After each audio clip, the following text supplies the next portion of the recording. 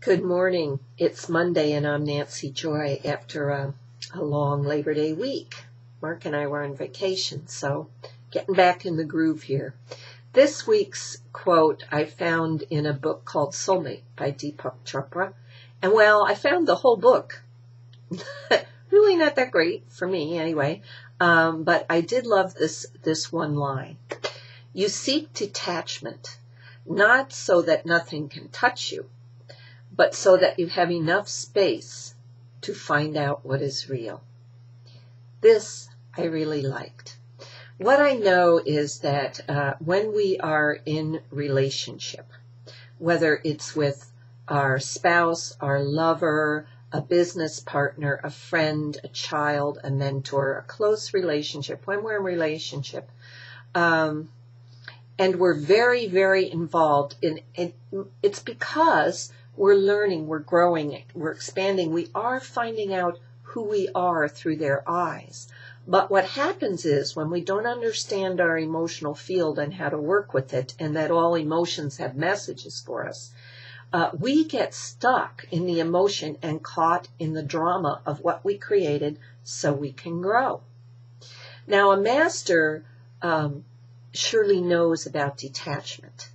And please don't misunderstand, detachment has nothing to do with closing down, shutting off, hiding, putting up walls so that you don't have to be vulnerable and feel denial. None of those things are detachment. Detachment is to become not attached to what is going on, but to take it all in, to feel it, to understand what's real for you, what isn't. This is the reason why, in a really tough situation, we want to get away. We don't want to stay embroiled of it. We want to detach long enough so that we can come into center, into balance, to know what's real for ourselves. I know this July, when I went through a really tough time with Mark, a counselor that I went to that both of us saw was very helpful, and he said, Nancy, right now you just have to let the emotions roll. You have to let them be there. But whatever you're thinking you want right now, you want to do right now, how you want to put yourself out of the misery is not real, because you're moving through the emotional roller coaster. When you can detach enough to see more clearly, then it becomes real. This is not what he said, but what I deduced from that. And it was so true.